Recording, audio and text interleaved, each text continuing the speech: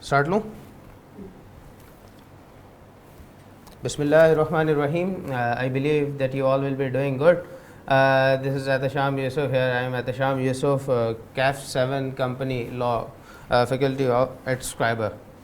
Achha, CAF 7, this was earlier used to be the part of, it was earlier the part of CAF 3 Business Law. Business Law के अंदर जो है ये सब जो कि 50% of the syllabus was from mercantile law and 50% from the company law. तो अब आई कैप के न्यू स्कीम के हिसाब से ये एक नया ही कोर्स डिज़ाइन किया गया है और बड़ा मज़ेदार सा कोर्स है। इसमें सारी चीज़ें हैं from startup of a company, formation of a company till the wind up of company. ये सारी चीज़ें पहले कैफ 7 के सिलेबस के अंदर ये चीज़ें शामिल नहीं थी, वाइंड अप शामिल नहीं था। फिर इसके अलावा एनुअल अकाउंट्स एंड रिटर्न्स के कुछ चीज़ें थी जो अगर कुछ स्टूडेंट्स जिन्होंने पहले पढ़ा होगा कंपनी लॉ को उनको मालूम हो गई ये चीज़ें, लेकिन एनुअल अकाउंट्स एंड रिटर्न्स के अंदर जो है वो कुछ चीज़ें कम हो गई हैं। फिर डिस्क्लोजर ऑफ इंटरेस्ट में कुछ चीज़ें बढ़ गई हैं। वाइंडिंग अप एक बिल्कुल नया आ चुका है और आई कैप के पास जो है पहले भी बहुत सारे जो थे वो चैप्टर्स थे, 11 चैप्टर्स थे वो यूज टू बी, बट उसमें से आई कैप टेस्ट लिमिटेड को कर पाता था। अब कैफ 7 है, कैफ 7 के अंदर अब आई कैप ने पिछली अटैम्प्ट के अंदर भी सुकून से चीज़ें पूछी हैं और इस अटैम्प्ट के अंदर भी सुकून से चीज़ें पूछेगा। तो before moving to our chapter what I believe is कि हमको एक जो है वो एक ओवरव्यू ले लेना चाहिए अबाउट द सिलेबस, ताकि जैसे जैसे आगे चैप्टर्स पे बढ़ते जाएं हमें एक पीछे से एक पिक्चर थोड़ी बहुत उस चैप्टर के बारे में थोड़ी सी क्लियर हो। सो मैं स्टार्ट लूँगा ओवरव्यू ऑफ कंपनी लॉ से। इसमें सबसे पहले देखिए चैप्टर नंबर 1 जो है आपका, चैप्टर नंबर 1 में है introduction,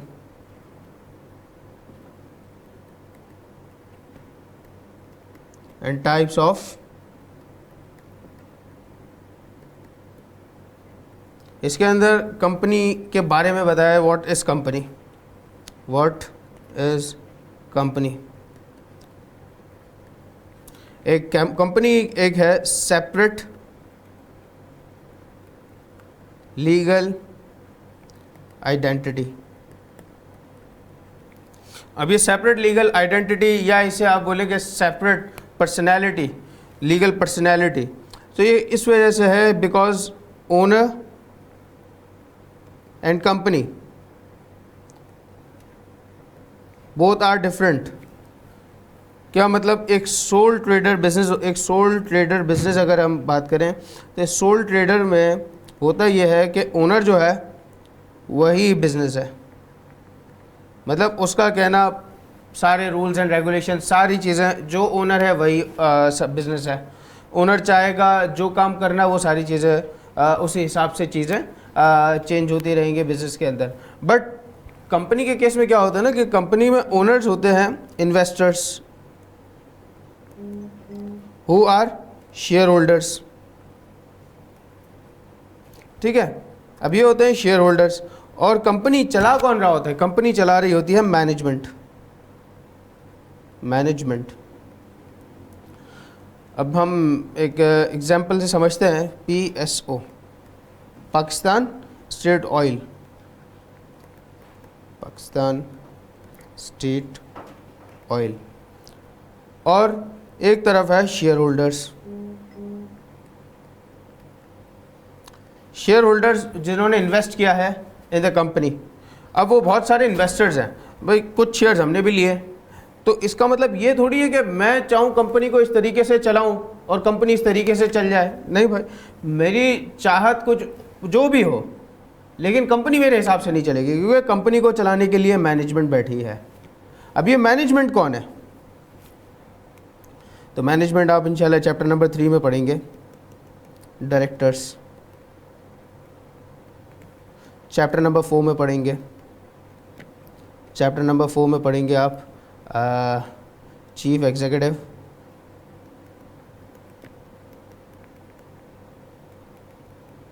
chief executive and other officers, and other officers, ये सारी चीज़ें आप पढ़ेंगे चैप्टर नंबर 3 में। तो मैनेजमेंट कंपनी की जो है वो डायरेक्टर्स हैं, डायरेक्टर्स, CEO, COO, CS, कोई अगर कोई IT फर्म है तो CTO is equals to chief technical officer. Chief technical officer CEO chief executive officer के बराबर होता है इन IT फर्म्स। ये होती है कंपनी की मैनेजमेंट। अब इनके नीचे आते हैं, ये CEO है, CEO डायरेक्टर्स इनके नीचे आते हैं CEO के, और डायरेक्ट CEO को जो पावर देने वाली बॉडी है वो डायरेक्टर्स का पैनल है। वो डायरेक्टर्स का पैनल CEO को एम्पावर करता है कि तुम ठीक है हमारे बिहाफ पे कंपनी के डिसीजंस ले लो।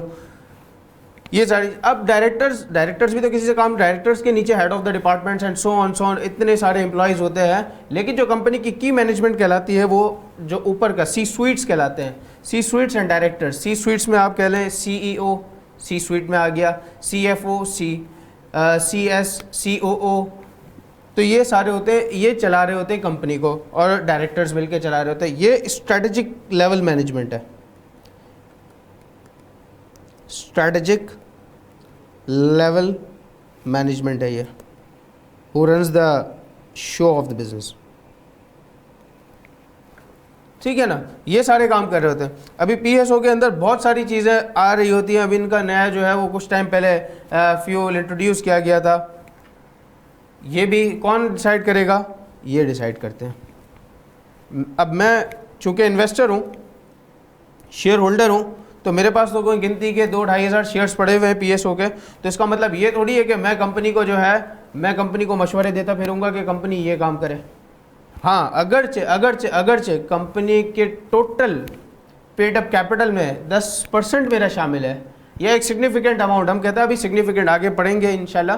मैं अभी कहता हूँ अगर सिग्निफिकेंट अगर मेरा अमाउंट इन्वॉल्व है तो मैं कंपनी को, तो मैं डायरेक्टर बनने के लिए एलिजिबल हो जाऊँगा। फिर मैं मशवरे दूँ तो समझ में भी आता है। यहाँ पर चीज़ें हैं कि शेयर होल्डर जो है बहुत सारे, हज़ारों शेयर होल्डर्स हैं, लाखों शेयर होल्डर्स हैं, लेकिन इनकी चलेगी थोड़ी, चलाएगी तो कंपनी अपनी। क्यों? मैनेजमेंट। ये शेयर होल्डर्स ने एम्पावर किया मैनेजमेंट को कि हमें तो चलाना नहीं आता, आप अपने हिसाब से चलाओ। ये सारी चीज़ें हैं कि कंपनी कैसे एक सेपरेट लीगल पर्सनैलिटी है, ओनर अलग और बिजनेस अलग। ये इंट्रोडक्शन टू कंपनी के अंदर हम ये सारी चीज़ें पढ़ेंगे। फिर कंपनी के बारे में, कंपनी के पब्लिक लिमिटेड कंपनी क्या, पब्लिक लिमिटेड कंपनी क्या है, प्राइवेट कंपनी क्या है, लिस्टेड कंपनी क्या है, लिस्टेड अनलिस्टेड, अब इसके अंदर ही आती है लिस्टेड, इसके अंदर ही आती है अनलिस्टेड। ये सारी चीज़ें हमने पढ़नी है इस चैप्टर के अंदर, चैप्टर नंबर 1 में। SMC क्या है, SMC सिंगल मेंबर कंपनी क्या है, ये सारी चीज़ें जो है वो चैप्टर नंबर 1 में चीज़ें शामिल हैं। फिर चैप्टर नंबर 2 है memorandum. Chapter number 2 memorandum, memorandum and articles. Memorandum is equals to a constitution of a company, constitution of a company, and articles are bylaws, bylaws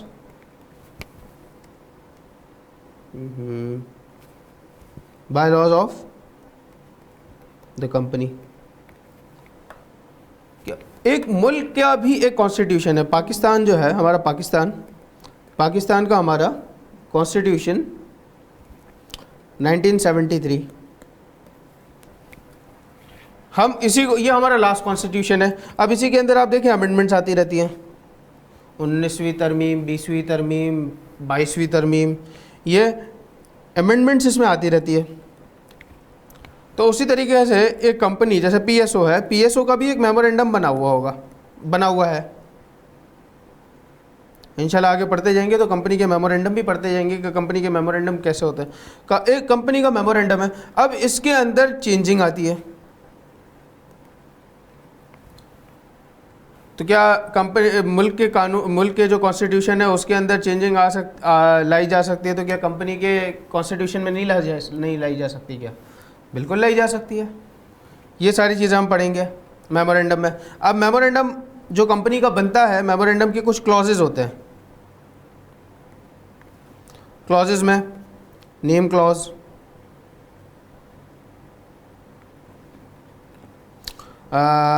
objective clause,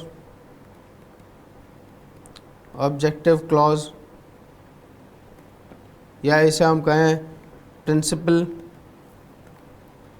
principle line of business, business clause. अच्छा, principal line of business clause है, objective clause है। फिर इसके अलावा हमारे पास जो है वो इसका registered office clause, registered office clause, liability clause,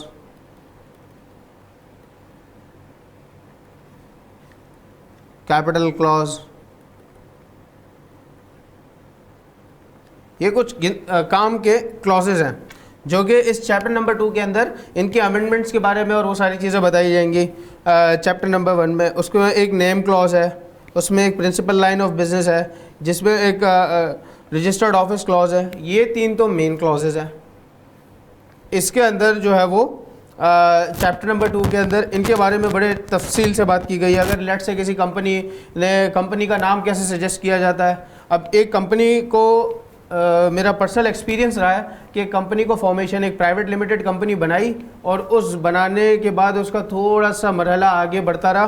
तो ये सारा एक्सपीरियंस है that I will be sharing you time by time कि नेम क्लॉज, नेम हमें सजेस्ट करने के पीछे हमें जो है वो SECP की वेबसाइट पे गए, SECP पे जाके जो है वो हमने अपना नाम जो है वहाँ से एक बुक करवाया और वो बुक करवा के जो है उसका एक चालान उन्होंने दिया विच वाज फॉर याद नहीं, आज से कोई गालिबन कोई 2-2.5 साल पहले की एक्टिविटी है। उसमें कोई 200 या 250 रुपये का कोई चालान था और उसको चालान जमा करवाने के बाद that name was for 60 days हमारे लिए रिज़र्व कर दिया गया। SECP की वेबसाइट पे गए, वहाँ पर हमें जो नाम समझ में आया हमने सजेस्ट किया, वो नाम हमने देखा कि यार ये कंपनी के पास पड़ा हुआ है, रख सकते हैं ये नाम, और वो हमने फिर पेमेंट करके 60 डेज़ के लिए अपने लिए रिज़र्व करवाया और ये सारी चीज़ें। तो ये तो चूँकि पर्सनल एक्सपीरियंस रह चुका है तो मेरे लिए तो बड़ा बताना बहुत आसान है कि किस तरीके से जो है आप अपना नाम, कंपनी अपना नाम रिज़र्व करवाती है। फिर उसके बाद कंपनी जो चल रही है, अच्छा खासा काम सही चल रहा है, सब कुछ सही चल रहा है, कंपनी चाहती है कि अब हम अपना नाम बदल लें, तो उसका मरहला क्या होगा। नाम रखना है तो क्या मरहला है, व्हाट इज़ द प्रोसेस, नाम चेंज करना है उसका प्रोसेस, वो सारी चीज़ें। अच्छा, रजिस्ट्रार कितना पावरफुल होता है, रजिस्ट्रार क्या क्या कर सकता है आपके नाम के साथ, ये सारी चीज़ें इस नेम क्लॉज के अंदर हम पढ़ेंगे। अच्छा, क्या नाम कैसा होना चाहिए, किसी से रिजेंबल करना चाहिए, किसी से रिजेंबल नहीं करना चाहिए, कोई नाम रखना है हमें तो उसके लिए प्रायर परमिशन, प्रायर अप्रूवल की ज़रूरत, ये सारी चीज़ें इस नेम क्लॉज के अंदर आ जाएगी। उसी तरीके से फिर एक है registered office clause. Registered office clause के अंदर क्या है, कंपनी का जो है वो रजिस्टर्ड ऑफिस जो जहाँ पर भी हो, कंपनी का head office, registered office actually होता है कंपनी का कम्युनिकेटिंग ऑफिस, जिससे रजिस्ट्रार और जो लोग जो है वो कंपनी के साथ कम्युनिकेशन करते हैं। लेट्स से रजिस्ट्रार है, रजिस्ट्रार को मालूम है मैंने अपना जो है वो एक ऑफिस खोला है PECHS, एक है नॉर्थ नाज़माबाद, एक है फेडरल एरिया और एक है क्लिफ्टन। अब इसमें एक हमने लेट्स से कि क्लिफ्टन जो है वो रजिस्टर्ड ऑफिस बना दिया। अब होगा ये कि जितनी भी कॉरेस्पॉन्डेंस होगी वो इस क्लिफ्टन ऑफिस पे होगी। हो सकता है कि हमारा हेड ऑफिस जो है वो PECHS हो सकता है कि हमारा हेड ऑफिस जो है वो PECHS हो।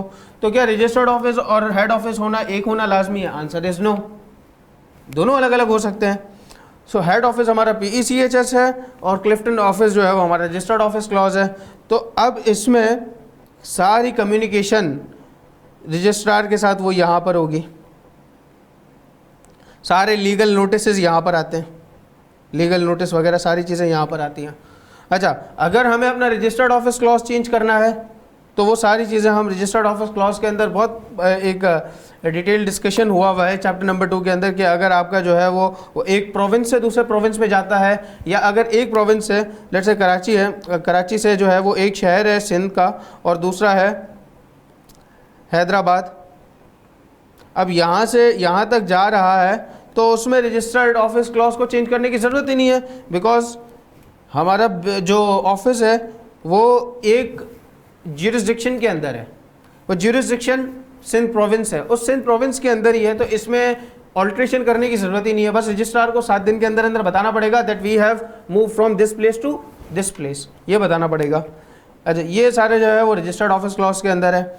फिर objective clause, principle line of business, what actually the business of the company is, company का बिजनेस क्या है, कंपनी का बिजनेस है क्या। पीएसओ का काम जो है वो ऑयल मार्केटिंग, पीएसओ एक ऑयल मार्केटिंग कंपनी है, अब और उसका काम ही कपड़े बेचना, और उसका कभी काम हो ही नहीं सकता। So principal line of business is actually the main stream line of business, business करता क्या है वो सारी चीज़ें बताई जाएंगी इस प्रिंसिपल लाइन ऑफ बिजनेस के अंदर। अगरचे कोई कंपनी है that needs to change its principal line of business, so उसका क्या क्राइटेरिया होगा, वो सारा procedure that is detailed discussed in detail in this chapter, chapter number 2 memorandum, और उसका जो प्रिंसिपल लाइन ऑफ बिजनेस का जो क्लॉज है उसमें। अच्छा, तो ये शेयर कैपिटल को इसने आगे चैप्टर नंबर 5 में शेयर कैपिटल में डिटेल के साथ उसने डिस्कस किया है। अच्छा, फिर चैप्टर नंबर 3 की बात कर रहे थे हम। चैप्टर नंबर 3 के अंदर जो है वो डायरेक्टर्स के बारे में है, who are eligible to become the directors, what if the director is ineligible और बिकम्स इनएलिजिबल, या उसके अंदर कोई if any defect is found what to be done with that. और फिर उसके बाद जो है अगर डायरेक्टर की vacancy, if it is vacant, the office is he is director is vacant from his office, so क्या करना चाहिए, in how much time the vacancy shall be filled, ये सारी चीज़ें जो है वो डायरेक्टर्स के चैप्टर में, उसकी पावर्स, उसकी अथॉरिटीज़, ये सारी चीज़ें उसी के अंदर हैं डायरेक्टर्स के चैप्टर के अंदर। डायरेक्टर्स के चैप्टर के अंदर ये बताया गया है who is executive director, who is independent director, who is non executive director, ये के कंपनी के जो है ये डायरेक्टर्स कौन कैसे कौन लेकर आएगा डायरेक्टर्स को, डायरेक्टर्स के इलेक्शन का प्रोसेस, ये सारी चीज़ें जो है वो डायरेक्टर्स के चैप्टर में शामिल हैं, और बड़ा मज़ेदार सा ये चैप्टर है, चैप्टर नंबर 3। और एग्जामिनर का फेवरेट एरिया भी है, एग्जामिनर वहाँ से ज़्यादा पूछता है। 6 इसके टॉपिक्स हैं, 6 टॉपिक्स हैं इसके, और बड़ा एग्जामिनर जो है वो आगे पढ़ते रहेंगे तो बताते रहेंगे आपको कि कहाँ कहाँ से एग्जामिनर जो है वो चीज़ों को टेस्ट कर सकता है। अच्छा, chief executive and other officer which is next to directors, उसके जो है वो 2 टॉपिक्स हैं, उसके 2 टॉपिक्स हैं, एक चीफ एग्जीक्यूटिव का और एक जो है वो अदर ऑफिसर्स का। तो अदर ऑफिसर्स का तो बिल्कुल छोटा सा 1-2 पेज का जो है वो टॉपिक है, बाकी चीफ एग्जीक्यूटिव के ऊपर 3-4 पेज की 5 पेज की कथा सुनाई हुई है। अब वो चीफ एग्जीक्यूटिव के अंदर वो सारी चीज़ें, chief executive who is eligible to become director, who is eligible to become chief executive, a person who is eligible to become director is eligible to become chief executive. तो इसका opposite side देखा तो a person who is not eligible to become director is not eligible to become chief executive. So ये chief executive company के कौन empower करेगा इसको, chief executive क्या उसका प्रोसेस होगा, ये सारी चीज़ें जो है वो चैप्टर नंबर 4 में डिस्कस की जाएंगी। चीफ एग्जीक्यूटिव है ज़रा पसंद नहीं आ रहा शेयर होल्डर्स को, वो बोलना यार हमें अच्छा नहीं लगता ये, so what to be done with that, ये सारी चीज़ें चैप्टर नंबर 4 में आएंगी। फिर चैप्टर नंबर 5 है, चैप्टर नंबर 5 में शेयर कैपिटल है, शेयर कैपिटल। अब शेयर कैपिटल के अंदर जो है कंपनी ने अपना शेयर कैपिटल बढ़ाना है, शेयर कैपिटल घटाना है, कम करना है, ये सारी चीज़ें जो है वो उस शेयर कैपिटल के उसमें डिस्कस की जाएंगी। अच्छा, शेयर कैपिटल के अंदर जो है वो आपका टाइप्स ऑफ शेयर्स को भी डिस्कस किया है, ऑर्डिनरी शेयर्स, प्रेफरेंस शेयर्स, और ऑर्डिनरी शेयर होल्डर्स के जो है वो उनको जो उनके राइट्स होते हैं और इनके जो क्या राइट्स एंड प्रिविलेजेस हैं, ये सारी चीज़ें डिस्कस की गई हैं चैप्टर नंबर 5 में। फिर आता है chapter number 6 which is prospectus. Prospectus क्या है? प्रोस्पेक्टस एक एडवर्टिजमेंट है, प्रोस्पेक्टस एक एडवर्टाइजमेंट है। कंपनी क्या करती है, कंपनी इसको जब भी कंपनी को जो है वो शेयर कैपिटल अपना इन्हेंस करना है या पब्लिक के अंदर जो है वो शेयर कैपिटल को शेयर्स इशू करने हैं और उस कंपनी चाह रही है कि अब एक बड़ा सा मेगा प्रोजेक्ट लगाते हैं, जैसे कि एक बदल छोड़ें, अब उस कंपनी का नाम क्या है ले लेते हैं यार,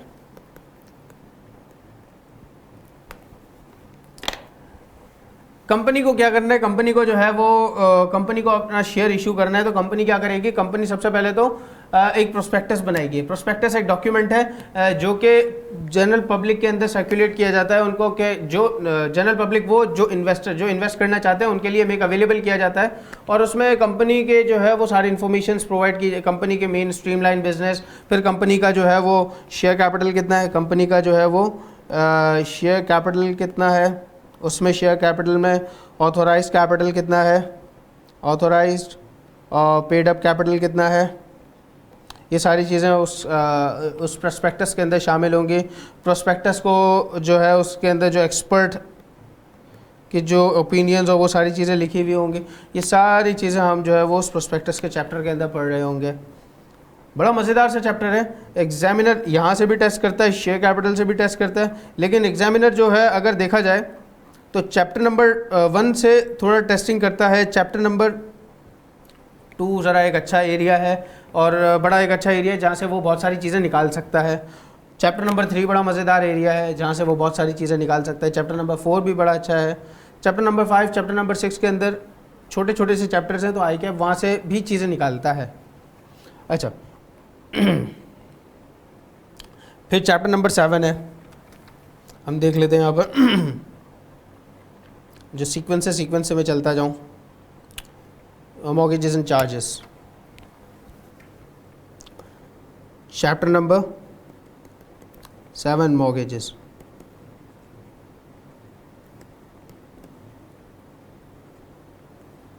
अब ये मॉर्गेजेस एंड चार्जेस में क्या है, कंपनी ने लेट से कंपनी को कोई भी लोन वगैरह लेना है तो कंपनी क्या करेगी, कंपनी को पैसा चाहिए। कंपनी के पास 2 ऑप्शंस है, इधर they can go for issuing the shares to the general public and they gather the amount whatever they want, और दूसरा ऑप्शन ये है कि अवेल बैंक लोन, वो बैंक लोन ले ले, अवेल कर लें।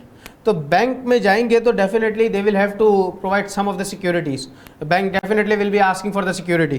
तो बैंक क्या करेगा, बैंक उनको बोलेगा कि ठीक है आप अपनी सिक्योरिटीज़ दे दें, क्या कि हम आपको जो है वो लेट से कि कंपनी को चाहिए 50 मिलियन रुपीज़ चाहिए। वैसे इतने छोटे अमाउंट के लिए नहीं जाएगी कंपनी बड़े अमाउंट के लिए जाती है। हाँ 500 मिलियन समझ लेते हैं, बड़ी कंपनी, छोटी कंपनी है तो बहरहाल इसके लिए भी चली जाएंगी, हम बड़ी कंपनी की बात करते हैं। तो उसको 500 मिलियन का कैपिटल चाहिए, तो क्या करेगी वो जाएगी बैंक के पास। बैंक उसको बोलेगा कि भाई ठीक है, we will be providing you this much amount but we need some guarantee. So आप गारंटी के तौर पे जो है वो कंपनी क्या करेगी, कंपनी अपने एसेट को उसके पास गिरवी रखवा देगी, वो मॉर्गेज हो गया। अब मॉर्गेजेस, ये सारी चीज़ें हम पढ़ेंगे चैप्टर नंबर 7 में मॉर्गेजेस के बारे में। कंपनी के लिए लाजमी है जो भी, क्योंकि कंपनी के एफएस बनते हैं। जब कंपनी के एफएस बनते हैं तो कंपनी के बहुत सारे एसेट्स शो हो जाते हैं उसके अंदर। अब कंपनी ने जो है वो अपना जो है वो 200 मिलियन का जो है वो प्लांट गिरवी रखवाया हुआ है। अब ये कंपनी तो खामोश है, बता ही नहीं रही, क्योंकि आप तो उसकी बैलेंस शीट पढ़ रहे हैं। बैलेंस शीट के अंदर जो है वो SOFP आपने देखा, उसका स्टेटमेंट ऑफ फाइनेंशियल पोजीशन के अंदर आपने देखा उसके एसेट साइड, एसेट में आपने देखा PPE के आगे प्रॉपर्टी प्लांट एंड इक्विपमेंट, और XYZ जो भी अमाउंट होगा वो आपने देख लिया। अब उसके जो नोट्स बनेंगे, उस नोट्स के अंदर कंपनी जाएगी, वो PPE को पूरा चेक करेगी कि PPE है क्या, और उस PPE के अंदर लेट से कि एक एसेट है, एक प्लांट है, और कंपनी ने वो प्लांट जो है वो मॉर्गेज कर दिया है। अब वो उस नोट्स के अंदर लिखे कि हमने ये प्लांट को हमने मॉर्गेज किया हुआ है। उसके कंपनी बाकायदा रजिस्टर्स बनते हैं, जो कंपनी के जो एसेट्स मॉर्गेज होते हैं उसका एक रजिस्टर बनता है, और शेयर होल्डर को ये बात मालूम होनी लाजमी है। ये तो आपने ये बाइको पेट्रोलियम जो है, बाइको में जहाँ से पेट्रोल आपने कभी फ्यूल भरवाया हो वहाँ से, सो बाइको ने भी अपने जो है एक प्लांट था, रिफाइनिंग प्लांट था, उसने मॉर्गेज कर दिया था किसी ज़माने में। 2017 की बात कर रहा हूँ मैं, 2018 की बात कर रहा हूँ। तो उस वक्त के अंदर, अभी का बहरहाल मालूम नहीं है, लेकिन उस वक्त कंपनी ने किया हुआ था ये काम। सो कंपनी क्या करती है, कंपनी ये सारी चीज़ों को अब ये कैसे मुझे पता चला कि भाई को मेरे चाचा के लड़के थोड़ी काम करते हैं वहाँ पर तो जो कंपनी के एफएस के अंदर देखा ये चीज़। सो कंपनी थोड़ी बताएगी, कंपनी के एफएस बताते हैं चीज़ों के बारे में। फिर मॉर्गेजेस एंड चार्जेस है, मॉर्गेजेस एंड चार्जेस के बाद जो है वो मीटिंग है। ठीक ठीक ठीक, मीटिंग है चैप्टर नंबर 8, उसमें कंपनी की मीटिंग्स के बारे में बताया गया कि कंपनी क्या क्या करेगी। कंपनी की मीटिंग्स, कंपनी के जो है वो मीटिंग के अंदर जो है वो आपके पास कौन कौन सी मीटिंग होती है कि एजीएम होता है, एक ईओजीएम होता है, एक्स्ट्रा ऑर्डिनरी जनरल मीटिंग होता है, एक आपकी स्टैट्यूटरी मीटिंग होती है। एजीएम कंपनी के ऊपर, कंपनी कौन सी कंपनी है जिसके ऊपर लाजमी है करवाना, तो ये पब्लिक कंपनी, प्राइवेट कंपनी, और उसका भी एक जो है वो कंडीशन है। ईओजीएम कब करवाई जाती है? देखिए AGM annual general meeting, annual general and meeting. अब एनुअल जनरल मीटिंग जो है वो हर साल करवाई जाएगी। अब ये हर ईयर एंड के बाद within 4 months, within 4 months after year end of the company, company के ईयर एंड के बाद 4 महीने के अंदर अंदर एनुअल जनरल मीटिंग हो जानी चाहिए, और अगरचे नहीं हुई तो पेनल्टी। हैस्कॉल ने क्या किया? हैस्कॉल जो है वो 2020 की एजीएम कंडक्ट नहीं करवा पाया था टाइम पे, 21 की, तो उसके ऊपर पेनल्टी लग गई। पेनल्टी लगी और फिर ये डिफ़ॉल्ट लिस्ट में चला गया, डिफ़ॉल्ट कैटेगरी में चला गया उसकी स्टॉक एक्सचेंज की। क्योंकि जब भी आप कंप्लाइंस नहीं करते ना किसी भी आप कंपनीज एक्ट की कंप्लाइंस नहीं करेंगे, सो आप एक्चुअली डिफ़ॉल्ट कर जाएंगे। और फिर पीएसएक्स ने इसको, पाकिस्तान स्टॉक एक्सचेंज ने इसको डिफ़ॉल्ट कैटेगरी में शामिल कर दिया, और डिफ़ॉल्ट कैटेगरी के बाद जाके इसकी हशर ये हो चुका है कि आज से 3 साल 4 साल पहले ये शेयर हुआ करता था, कोई 300 रुपये के करीब ट्रेड किया करता था, और अब इसकी हालत ये हो चुकी है कि 5.5-6 रुपये पे के ये शेयर ट्रेड कर रहा है। कंपनी के अपने भंड मारे हुए थे, बहुत सारे कंपनी ने किए हुए थे एक्टिविटीज़, लेकिन डिफ़ॉल्ट लिस्ट के अंदर जाने के बाद, क्योंकि ये 12 रुपये के दरमियान में ये ट्रेड कर रहा था, कंपनी की हालत तो ख़राब हो चुकी थी, लेकिन डिफ़ॉल्ट लिस्ट में शामिल नहीं था। डिफ़ॉल्ट लिस्ट में शामिल होने के बाद सीधे से ये 6 रुपये पे 5 रुपये पे कहानी जाना शुरू हो गई थी। तो कंपनी अगर डिफ़ॉल्ट करेगी तो कंपनी को कितना बड़ा डैमेज पहुंचेगा, ये सारी चीज़ें, ये तो सिर्फ हमने एक उसका शेयर बाज़ार के अंदर जो उसका डैमेज पहुंचा है वो देखा है। अभी जो कंपनी के अपने जो चल रही होती है, ओएमसी का जो अपना पूरा चल रहा होगा, जिसमें पीएसओ है और शेल है, बाइको है, बाइको का नाम चेंज हो गया, सैनर्जी हो चुका है, तो इनका जो है ये उनके दरमियान में इसकी क्रेडिबिलिटी गई, फिर इनके डायरेक्टर्स की कोई वैल्यू नहीं रही, ये सारी चीज़ें। तो मीटिंग्स, अब ईओजीएम कब करवाई जाती है? तो हमने एजीएम की बात की। EOGM extraordinary general meeting, annual general meeting एक होती है, extraordinary general meeting company देख रही है, कंपनी वेट नहीं कर सकती एनुअल जनरल मीटिंग का। एक बहुत अच्छी अपॉर्चुनिटी आई हुई है कि उसको कोई किसी के साथ ज्वाइंट वेंचर करना है कंपनी को, तो एक बहुत अच्छी अपॉर्चुनिटी है, और उसका जो है वो फैसला करना है विदिन अ मंथ। तो कंपनी क्या करेगी, और ये डिसीजन ऐसा है कि शेयर होल्डर से भी उससे की जो है अप्रूवल लेना पड़ेगा, तो कंपनी क्या करेगी, कंपनी ईओजीएम करवाएगी ताकि वो उस मैटर को डिस्कस किया जाए। भाई हो सकता है ना कि एजीएम जो है वो 8 महीने के बाद अब हो, और कंपनी को अभी के अभी जो है वो एक फैसला करना है, लेकिन वो फैसला ऐसा है कि शेयर होल्डर के बगैर किया नहीं जा सकता, सो उसके लिए ईओजीएम बिठाया जाएगा। ईओजीएम होगा, अच्छा किसी डायरेक्टर, किसी लोगों ने ईओजीएम करवाना है, और कोई ऐसा मसला हो चुका है कि मेंबर्स शेयर होल्डर्स चाहें कि ईओजीएम हो जाए, तो वो कंपनी ने वो ईओजीएम को कंडक्ट करवानी है। और अगर कंपनी नहीं करवाएगी तो फिर शेयर होल्डर खुद करेगा, शेयर होल्डर पैसे जमा करके जोड़ जाड़ के खुद करेंगे, और फिर वो जो भी बिल बनेगा वो कंपनी को थमा दिया जाएगा, भाई ईओजीएम में ये खर्चा आया था। तो ये सारी चीज़ें हम पढ़ेंगे उस मीटिंग्स के चैप्टर में। मीटिंग्स के बाद जो है हमारे पास डिस्ट्रीब्यूशन ऑफ प्रॉफिट है, कंपनी किस तरीके से डिस्ट्रीब्यूशन करेगी प्रॉफिट्स की, डिस्ट्रीब्यूशन ऑफ प्रॉफिट्स है, ये चैप्टर नंबर हमारे पास होगा 9। कंपनी किस तरीके से अपने प्रॉफिट्स को डिस्ट्रीब्यूट करेगी, अपने डिविडेंड्स, उसमें कंपनी के डिविडेंड्स के बारे में कि अनक्लेम्ड डिविडेंड्स, वो बहुत सारी चीज़ें हैं, वो हमारे चैप्टर नंबर 9 में होगी। चैप्टर नंबर 10 में जो है वो हमारे पास that we shall be discussing in chapter number 10, वो होगा disclosure of interest. Disclosure of interest, disclosure of interest के अंदर ये होगा कि डायरेक्टर्स का इंटरेस्ट, चीफ एग्जीक्यूटिव का इंटरेस्ट, ये सारे इंटरेस्ट। अब इंशाल्लाह आपको कुछ डॉक्यूमेंट्स दिखाएंगे जिसके अंदर कंपनियों के जो NED होते हैं, नॉन एग्जीक्यूटिव डायरेक्टर्स होते हैं, वो अपने शेयर्स बेच देते हैं। क्योंकि एक ऐसा वक्त आता है कि कंपनी के डायरेक्टर्स को अपने शेयर उनको शो कराना होता है, भाई हमारे पास कोई कंपनी के शेयर्स नहीं है। तो कंपनी क्या करती है, कंपनी उसको बिकवा, नॉन एग्जीक्यूटिव डायरेक्टर्स उनको बेच देते हैं। मैं आपको इसमें ये भी बता रहा हूँ कि वो बेचने के बाद इतना उसके अंदर शेयर प्राइस के अंदर फॉल आता है, क्योंकि इस सेलिंग प्रेशर बनना शुरू हो जाता है। क्योंकि ये नॉन एग्जीक्यूटिव डायरेक्टर हो गए, एग्जीक्यूटिव डायरेक्टर्स हो गए, इंडिपेंडेंट डायरेक्टर्स, इनके पास कोई शेयर कोई हज़ारों में नहीं होते, लाखों में शेयर्स होते हैं। कोई 50 लाख शेयर पड़े हुए हैं किसी के पास 40 लाख शेयर पड़े हुए हैं।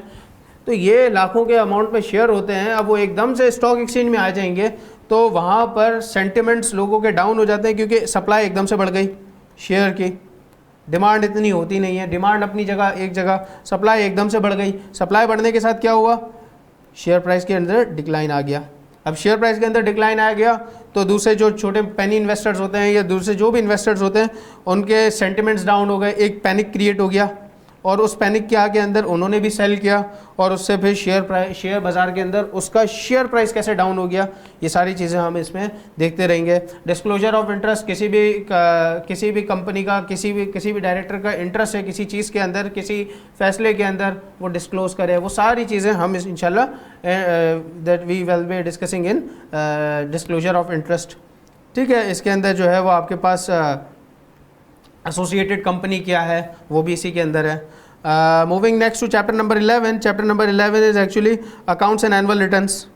अकाउंट्स, एनुअल रिटर्न्स, इसके अंदर पहले ऑडिट का एक एरिया भी शामिल हुआ करता था।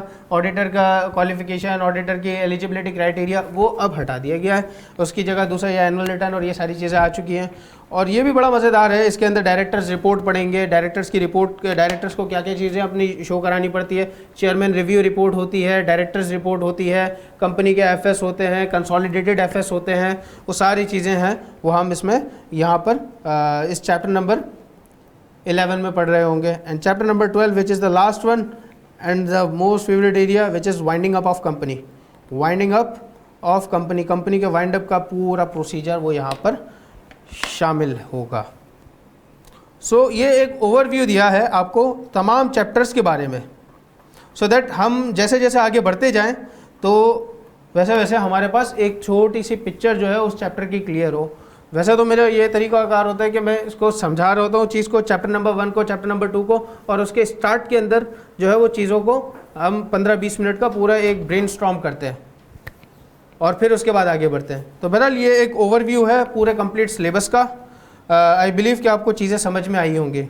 सो हम इंशाल्लाह हमारे जब भी नेक्स्ट सेक्शन होगा we will be communicating you. Till then God bless you. Thank you.